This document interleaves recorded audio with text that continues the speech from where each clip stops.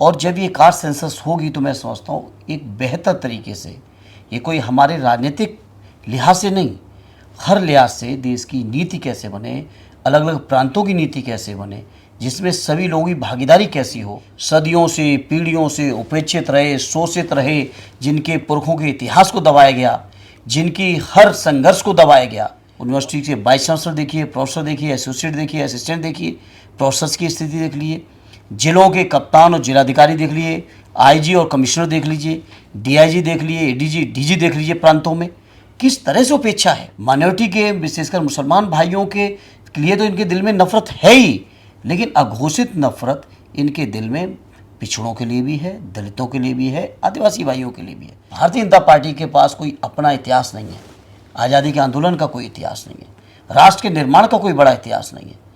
तो हमारे समाजवादी पुरखों को भी अपना बनाने की कोशिश कर रहे हैं, लेकिन उनका किस तरह से अपमान हो रहा है उनकी ही अपनी सरकार में। कल लखनऊ की जेपीएनआईसी की तस्वीरें आप सबने देखी हैं, पूरे देश ने देखी।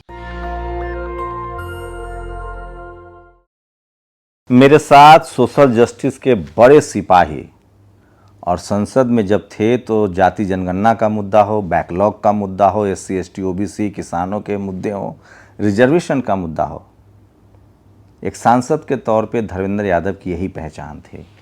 अब जबकि आज सारी पार्टियां, अपोजिशन की जितनी पार्टियां हैं, कांग्रेस हो, सपा हो, बसपा हो, आरजेडी हो, जेडीयू, सब लोग जाति जनगणना के मुद्दे की बात कर रहे हैं। कैसे देख रहे हैं ये बड़ा, एक आप लोग के पास मतलब ये बड़ा मतलब अगर राजनीतिक लिहाज से देखें तो एक बड़ा टर्निंग पॉइंट है मंडल कमीशन के बाद कास्ट सेंसस? हाँ बिल्कुल, हम इस बात को मानते हैं। और आज जब बिहार के लोगों ने कास्ट सेंसस किया तो मुझे याद आती है नेताजी की लीडरशिप में। चूँकि उस समय के संसद के नेताओं में सबसे वरिष्ठ नेताओं में से एक सिद्धे नेताजी थे, और नेताजी की लीडरशिप में स्वर्गीय शरद जी ने, आदरणीय लालू जी ने जो आवाज़ शुरुआत की थी लोकसभा के अंदर, और एक बहुत मजबूती के साथ आवाज़ की भी शुरुआत की थी, और बहुत संघर्ष हुआ था। मुझे याद है, मैं साक्षी हूँ उस मौके का, मैं लोकसभा में था अपने उन सभी नेताओं के साथ। तो वो जो संघर्ष की शुरुआत थी 2010 की, उसका परिणाम बिहार की सरकार ने किया। आदरणीय नीतीश जी ने, नौजवान साथी तेजस्वी जी ने, उनकी सरकार ने ऐतिहासिक काम किया है। और इस ऐतिहासिक काम के लिए बिहार की सरकार, दोनों ही दलों के नेता, आदरणीय लालू जी, नीतीश जी, तेजस्वी भाई, सभी लोग बधाई के पात्र हैं। उन्होंने एक बड़ा काम किया है। और मैं समझता हूँ इस बिहार की कास्ट सेंसस के जो रिजल्ट सामने आए हैं पूरे देश के सामने, इस बात को मैंने एक बार नहीं, मुझे खुद भी याद नहीं कि कितने बार सदन में कहा था मैंने। और मैंने इस बात को भी कहा था कि मेरे पास खबर है, मुझे एहसास है कि अगर जाति जनगणना हो तो देश में पिछड़ों की आबादी तकरीबन 65% होगी। इस बात को मैंने उस समय की संसद की कार्यवाही में कहा था। और जो बिहार के जाति सेंसस के जो रिजल्ट आए हैं वो लगभग वही है। तो न केवल बिहार बल्कि देश के जितने इलाकों में करेंगे तो आप पाएंगे कि देश के अंदर पिछड़ों की तादाद सबसे ज़्यादा है। दलित भाइयों की, पिछड़ों की, माइनॉरिटी के भाइयों की लगभग समस्याएं एक हैं, लगभग मुद्दे एक हैं। और जब ये कास्ट सेंसस होगी तो मैं समझता हूँ एक बेहतर तरीके से, ये कोई हमारे राजनीतिक लिहाज से नहीं, हर लिहाज से देश की नीति कैसे बने, अलग अलग प्रांतों की नीति कैसे बने, जिसमें सभी लोगों की भागीदारी कैसी हो। आज हम लोहिया जी के पुण्यतिथि के मौके पर आपसे बात कर रहे हैं। लोहिया जी ने सन 60 के दशक में कहा था कि सन सोपा ने बांधी गांठ पिछड़े पावे 100 में 60। और सोचिए उस समय भी लोहिया जी को एहसास था कि पिछले 100 में 60 हैं और उनको आबादी के अनुपात में मिलना चाहिए। इसी बात को आदरणीय नेताजी पूरा जीवन संघर्ष किए। मंडल आय की सिफारिश को लेकर जब समय नेताजी लागू की, कितना विरोध झेला है यूपी में। मैं खुद उस समय कक्षा 7 का छात्र हुआ करता था, लखनऊ में पढ़ता था। हम लोगों को, परिवार के लोगों को हॉस्टल में रहना मुश्किल हो रहा था, पढ़ना मुश्किल हो रहा था। इस लेवल तक उस परिवार से थे जी। सदैव नेताजी के परिवार के होने के नाते हम लोगों को इतना अपमानित और जलील किया जाता था हॉस्टलों में, छात्रों में। उसके बाद आगे बढ़ने का मौका मिला तो यूनिवर्सिटियों में जो गए तो लगातार जलालतें झेली इन मुद्दों पर। लेकिन तमाम चीज़ें झेलने के बाद सदैव नेताजी के हमेशा संकल्प रहा कि जो लोहिया जी ने सिद्धांत दिया, जो जयप्रकाश जी ने सिद्धांत दिया, उस सिद्धांतों पर चल के देश प्रदेश के अंदर जो गैर बराबरी, उस गैर बराबरी के खिलाफ लड़ाई लड़नी है, उस लड़ाई को पूरे जीवन पर्यंत लड़ा। और आज आदरणीय अखिलेश यादव जी के नेतृत्व में समाजवादी पार्टी उसी लड़ाई को आगे बढ़ा रही है। उसी लड़ाई को आज के आधुनिक तरीके से आगे बढ़ाने का लगातार आदरणीय अखिलेश जी प्रयास कर रहे हैं और बिहार की सरकार ने एक बहुत बेहतरीन शुरुआत की है। मुझे उम्मीद है कि आने वाले समय में पूरे देश के लोग इस बात को स्वीकारेंगे। ये पीडीए जो आप लोगों ने एक शॉर्ट फॉर्म इस्तेमाल किया है, पिछड़े दलित अल्पसंख्यक, अखिलेश जी के मैं सुनता हूँ आजकल वो कह रहे हैं कि आप लोग एकदम जाति जनगणना के आंकड़े तो खराब आए हैं, पीडीए आप लोगों ने पहले अखिलेश जी ने कहना शुरू कर दिया था। तो क्या समाजवादी पार्टी दलित, शोषित, अल्पसंख्यक, पिछड़ों इसको लेकर अब खुलकर फ्रंट फुट पर बात करने लगी है? नहीं, समाजवादी पार्टी लगातार की, समाजवादी पार्टी डॉक्टर राम लोहिया जी के सिद्धांत, जयप्रकाश नारायण जी के सिद्धांत, आचार्य नारायण देव जी के सिद्धांत, चौधरी चरण सिंह जी के सिद्धांतों को लेकर चलने वाली पार्टी, और इस पार्टी को नेताजी ने बनाने से लेकर और आज तक समाजवादी पार्टी का जो भी सफ़र हुआ है, उस पूरे सफ़र में समाजवादी पार्टी लगातार इन चीज़ों के लिए सजग रही है, संघर्षरत रही है और लगातार काम किया है। चूँकि मैंने कहा कि परिवेश कुछ ना कुछ बदला है। बीजेपी के लोग तरह तरह की नारे गढ़ने की कोशिश करते हैं, उन नारों का आधुनिक फॉर्म में आदरणीय अखिलेश यादव जी ने जो सामाजिक न्याय को आपको लगा था कि नई तरीके की जो परिभाषा दी है, पिछड़ा, दलित और अल्पसंख्यक, यही तो सामाजिक न्याय है। यही तो सामाजिक न्याय के असली वो लोग हैं जो लोग समाज में आज से नहीं, सदियों से, पीढ़ियों से उपेक्षित रहे, शोषित रहे, जिनके पुरखों के इतिहास को दबाया गया, जिनकी हर संघर्ष को दबाया गया और लगातार जिनको उपेक्षा दर उपेक्षा दर उपेक्षा, किस किस तरीके से उपेक्षा, देश के अंदर संविधान लागू होने के बाद भी उपेक्षा हुई, मंडल आयोग की सिफारिश लागू होने के बाद भी उपेक्षा हुई, और छोटी छोटी बातों को तीन तिकड़म करते हुए किस किस तरह से मैंने लोकसभा में किन किन मुद्दों को नहीं उठाया है। आपको अखिलेश जी अंदाजा था कि 90 का दशक फिर से अपने आप को दोहराएगा और आज जो स्थिति है सोशल जस्टिस के मुद्दे पर तमाम विपक्षी दल एकजुट है और चारों तरफ हवा बनी हुई, खासकर 65% आबादी को आप दरकिनार करके राजनीति नहीं कर सकते। तो ये उम्मीद थी कि इस तरह का कमबैक करेगा, क्योंकि जब लोग अलग थलग पड़ जाते थे, जब सोशल जस्टिस की लड़ाई लड़ते थे। तो देखिए, ये राजनीति का रास्ता बड़ा पथरीला होता है, उस पर घबराना नहीं चाहिए। सदैव नेताजी के पूरे जीवन का आप जितने बार का इतिहास उठाएंगे, जब जब लोगों ने ये माना कि नेताजी की राजनीति कमज़ोर पड़ रही है, तब तब नेताजी ने संघर्ष करके और पहले से भी मजबूत राजनीति को इकट्ठा किया, लोगों का समर्थन जुटाया और राजनीति में बड़े कद पे आके नेताजी उभरते रहे। ये तो समाजवादियों का इतिहास रहा है। हम लोग जिस विचारधारा से चल के आ रहे हैं, हम लोग समाज के जिस वर्ग से आ रहे हैं, हम लोग अगर क्षेत्र के हिसाब से देखें जिस प्रदेश से आ रहे हैं, उन तमाम इलाकों में, चाहे यूपी हो, बिहार हो, मध्य प्रदेश हो, इन प्रांतों की लगभग एक ही समस्या है। आज भी हम लोगों को उपेक्षित करने का हर संभव षड्यंत्र होता रहा है और होगा, लेकिन हमारे लीडरशिप ने शानदार रास्ता बनाया है, शानदार सिद्धांत दिए हैं, शानदार मुकाम हासिल किए हैं। उन्हीं मुकामों पर चल के हमारी आज की पीढ़ी जो माननीय अखिलेश यादव जी के नेतृत्व को उम्मीद और विश्वास की भरी निगाह से जो देख रही है, माननीय अखिलेश जी के नेतृत्व में यही पिछड़े लोग, यही दलित लोग, यही अल्पसंख्यक लोग निश्चित तौर पे तरक्की भी करेंगे, खुशहाली भी आएगी।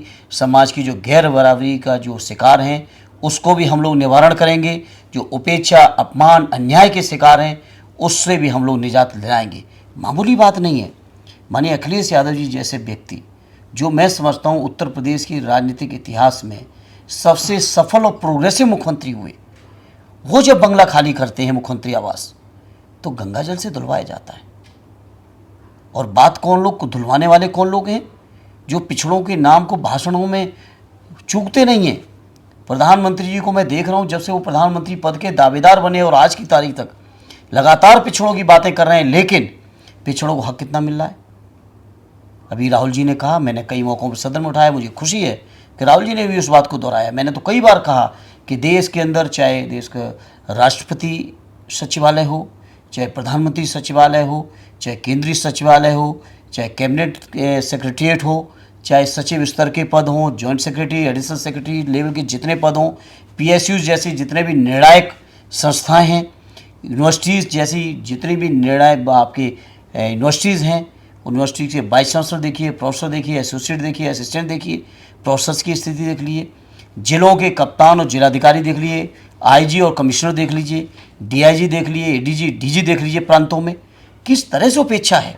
आज एक सीएजी थे, वो ट्राइबल समाज से उनका ट्रांसफर कर दिया गया है। नहीं, वो तो करेंगे ही, वो तो करेंगे। कुछ उनको ना रिपोर्ट ट्राइबल इस तरह की स्वीकार आ है, गई। ना बैकवर्ड स्वीकार है, ना दलित स्वीकार है, ना माइनॉरिटी के लोग स्वीकार हैं। यूपी में सरकार ने कहा है कि हम जाति जनगणना नहीं कराएंगे। क्या जैसे केंद्र सरकार तो बैकफुट पर है, बीजेपी पॉलिटिकली बैकफुट पर है, यूपी में क्या हालात बन रहे हैं? क्या, चूंकि ये कोई नई बात नहीं, क्योंकि कही। सारे दारोमदार यूपी में, देखिए, यूपी की ये 80 जो सीटों यूपी पर है। गवर्नमेंट ने कहा और केंद्र की सरकार ने भी संसद में अपने सवालों के जवाब में इन बातों को दोहराया है।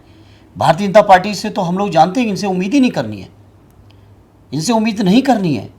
ये बीजेपी के लोग केवल चुनाव में कुछ टिकटें देके, वोट को प्रभावित करके, एमएलए एमपी का चेहरा दिखा के वोट लेने की तो कोशिश कर सकते हैं, लेकिन सच्चाई से, ईमानदारी से और निर्णायक वो फैसले जिससे वास्तव में बैकवर्डों का भला होना है, जिससे वास्तव में दलितों का भला होना है, माइनॉरिटी के विशेषकर मुसलमान भाइयों के लिए तो इनके दिल में नफरत है ही, लेकिन अघोषित नफरत इनके दिल में पिछड़ों के लिए भी है, दलितों के लिए भी है, आदिवासी भाइयों के लिए भी है। कोई नई चीज नहीं है। आप लोग पर एक आरोप लगता है कि विपक्ष पूरी के संसद खड़ी थी कि अभी जो महिला बिल आया है, उस महिला बिल में पिछड़ों को भी भागीदारी मिले, अल्पसंख्यक भाइयों को भी भागीदारी मिले, आदिवासी भाइयों को भागीदारी मिले। क्या किया बीजेपी के लोगों ने? ये तो वही गलती ये कर रहे हैं जो कांग्रेस ने की थी पिछली बार। आनंद फानन में उसने महिला बिल पास कराया 2014 में और वो चुनाव हार गई। क्या बीजेपी वही गलती कर रही है? बीजेपी की नीयत महिलाओं को हिस्सेदारी देने की नहीं है। इस बात को लेकर हमारी पार्टी, हमारे नेता आदरणीय अखिलेश यादव भी लगातार कहते रहे। मुझे याद है, मैं उस समय तो नहीं था सदन में, हमारे सदन में आने से बहुत पहले की बात है, नेताजी किस लेवल तक का संघर्ष नहीं, 2014 वाले में तो आप 14 वाले में तो थे, उससे जब पहले भी कांग्रेस ने संघर्ष बिल हुआ पास है। कराया था। उससे पहले भी संघर्ष हुआ है, अटल जी के सरकार में भी संघर्ष हुआ, आदरणीय नेताजी ने, आदरणीय लालू जी ने, शरद जी ने उस समय भी संघर्ष किया था। लेकिन किस तरीके से लगातार पिछड़ों की इस मांग को, जो उनके हक की अधिकारों की जायज़ मांग है, उस मांग को नजरअंदाज करके कानून पास कराया, वो देश के सामने है। बीजेपी के लोग सोचते हैं कि उनको कोई राजनीतिक फ़ायदा मिलने वाला है।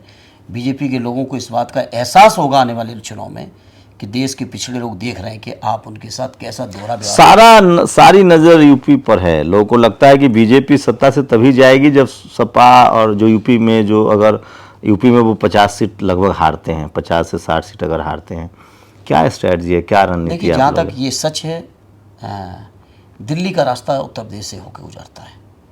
प्रधानमंत्री मोदी जी को भी जब प्रधानमंत्री बना था उत्तर प्रदेश से आके ही लड़े, और उनकी पार्टी ने उत्तर प्रदेश में पिछले 2 चुनावों में एक अच्छा बेहतर परिणाम दिया है, और यही कारण है कि वो आज प्रधानमंत्री हैं इतने मजबूत बहुमत के साथ। लेकिन हमारे नेता माननीय अखिलेश जी कहते हैं कि जिस तरह से यूपी से वो बने हैं, उसी यूपी के लोग उनकी गद्दी छीनेंगे, उसी यूपी की जनता के वोट से वो हटने वाले हैं। लेकिन आप लोगों पर आरोप लग रहा है कि जब मुसलमानों के घर ढहाए गए, दलितों के भी घर ढहाए गए, बुलडोजर जो चल रहा है, अब एक मतलब अब तो ओबीसी के लोगों की बहुत हत्याएं हुई, उसमें खासकर यादव टारगेट किए गए हैं।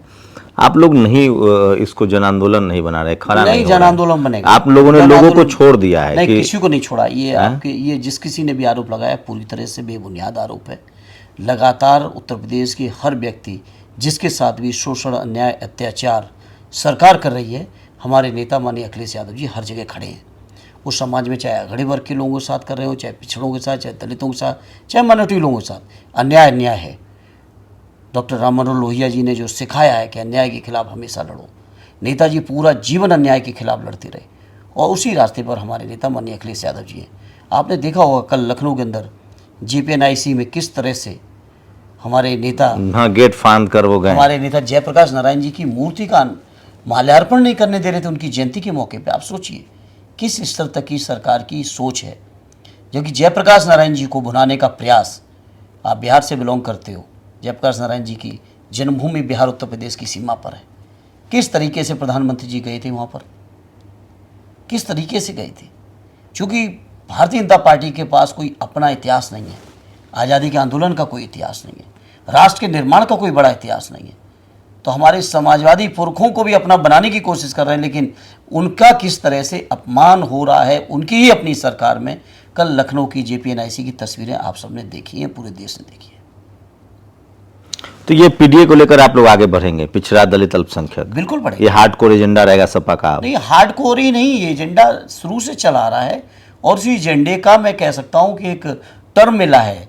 हम लोग लगातार इस लड़ाई को लड़े, कोई नई बात नहीं है, लेकिन इस मुद्दे को चूँकि भारतीय जनता पार्टी की जब से सरकार बनी है, देश के अंदर और प्रदेश के अंदर पिछड़े दलित और अल्पसंख्यकों के साथ ज़रूरत से ज़्यादा अत्याचार हो रहा है, अन्याय हो रहा है। सरकारी सेवाओं में वो ना आ सकें, इसका हर संभव हथकंडा इस्तेमाल किया जा रहा है। ज़्यादा से ज़्यादा नौकरियों को अनुबंध के आधार पर किया जा रहा है, कॉन्ट्रैक्ट बेस पे किया जा रहा है, जिससे उसमें आरक्षण की आवश्यकता न पड़े। ज़्यादा से ज़्यादा सरकारी नौकरियों को लगातार कम किया जा रहा है, प्राइवेट नौकरियों को बढ़ाया जा रहा है, क्योंकि प्राइवेट सेक्टर में भी रिजर्वेशन नहीं है। तो ये भी अभी संघर्ष के मुद्दे हैं और संघर्ष होगा। तो बीजेपी के लोग लगातार इस तरह की कोशिश करते रहे और मुझे जब जब मौका मिला, अरे नेताजी लोग कहते हैं, यहाँ दिल्ली में चर्चा है, अब तो खैर सोशल जस्टिस की बात बहुत आ रही है, लोग कह रहे हैं कि धर्मेंद्र यादव को जानबूझकर संसद से दूर रखा गया और तमाम साम दाम दंड भेद अपनाया गया आपके खिलाफ कि वो संसद ना आ पाए। अब देखिए, वो तो जो लोगों ने अपनाया हो उस जाने, मैं उस बातों में नहीं जाना चाहता हूँ, लेकिन मुझे यकीन है कि इस बार हमारे क्षेत्र के लोग अपनी पुरानी गलतियों को सुधारते हुए और जो भी कारण रहे होंगे उन कारणों को हम भी निवारण करेंगे। अगर हमारे या पार्टी के स्तर पर कुछ रहे होंगे, निवारण करके मुझे उम्मीद है कि माननीय अखिलेश यादव जी के नेतृत्व में उत्तर प्रदेश से बड़ी तादाद में समाजवादी जीतेंगे और उसमें मेरी भी एक सीट होगी, ये मुझे यकीन है अपने क्षेत्र के ऊपर, मैं कह सकता हूँ। तो ये थे धर्मेंद्र जी, आप सब इनको जानते हैं, धर्मेंद्र यादव सोशल जस्टिस के उन समय में जब मुलायम सिंह यादव, शरद यादव और लालू यादव संसद में होते थे, उसके बाद भी युवा के तौर पे इन्होंने अपनी आवाज़ रखी है और एक पहचान बनी इनके युवाओं में, सबसे बड़े सोशल जस्टिस के पैरोकार रहे हैं, उसकी कीमत भी चुका रहे हैं। लेकिन उसके बाद भी अब इस तरह से जो राजनीतिक हालात बदले हैं, अब चारों तरफ जिस तरह से चाहे जाति जनगणना का मसला हो या सोशल जस्टिस की बात हो, पूरा हिंदू मुस्लिम राजनीति के काट के तौर पे सोशल जस्टिस को देखा जा रहा है और धर्मेंद्र यादव सोशल जस्टिस को लेकर हमेशा से संसद में सबसे ज़्यादा सजग रहे हैं। क्या लगता है आप लोगों को 2024 का जो चुनाव है उसमें सोशल जस्टिस बनाम मंडल बनाम कमंडल जो 92 में हुआ था, क्या इस बार भी उसी तरह पर जा रहा है? क्योंकि कांग्रेस ने तो अपना एजेंडा बना लिया है कि हम जाति जनगणना और दलित पिछड़े आदिवासियों की बात करेंगे। अखिलेश यादव उसको पीडीए कह रहे हैं, पिछड़े दलित आदिवासी। मुझे लगता है कि इस तरह के हालात से सबसे ज़्यादा अगर किसी को सुकून महसूस हो रहा होगा तो वो धर्मेंद्र जी को। गलत तो नहीं कहा मैंने? नहीं, सुकून की बात नहीं है मुझे, क्योंकि आपका संघर्ष रहा है, संघर्ष करते रहे हैं। हाँ। इस मुद्दे पर आदरणीय नेताजी के नेतृत्व में लगातार किया, माननीय अखिलेश यादव जी के नेतृत्व में लगातार कर रहे हैं। असली सुकून तो उस दिन मिलेगा जब ये पीडीए विरोधी, ये पिछड़ा विरोधी, ये माइनॉरिटी विरोधी, ये अल्पसंख्यक विरोधी, ये दलित विरोधी, आदिवासी विरोधी, गरीब विरोधी, किसान विरोधी, नौजवान विरोधी सरकार जिस दिन हटेगी, असली सुकून का दिन वो होगा। पूरी बातचीत पर आप अपनी प्रतिक्रिया जरूर दीजिए, क्योंकि आपकी प्रतिक्रिया बहुत ज़रूरी है। आप लोग हमेशा कहते हैं कि बहुजन समाज के लोग जो हैं वो अब संसद में नहीं हैं, बोलने वाले लोगों की कमी है। शायद उसमें एक नाम धर्मेंद्र यादव का है जिनकी कमी संसद में खल रही है। आपकी प्रतिक्रिया बहुत ज़रूरी है। शुक्रिया सर हमें समय देने के लिए। धन्यवाद शंभू जी। आप लोग हमें अपनी प्रतिक्रिया भी दे सकते हैं। पूरी बातचीत पर आपकी क्या राय है? आपकी राय बहुत ज़रूरी है। नेशनल दस्तक की आपसे गुजारिश है कि अगर इसको बचाना चाहते हैं तो नेशनल दस्तक को सब्सक्राइब करने के लिए रेड कलर के सब्सक्राइब बटन को दबाएं, फिर बेल आइकन की घंटी दबाएं। नेशनल दस्तक को बचाने के लिए बहुत ज़रूरी है कि हर खबर को शेयर करें, लाइक करें, कमेंट जरूर करें।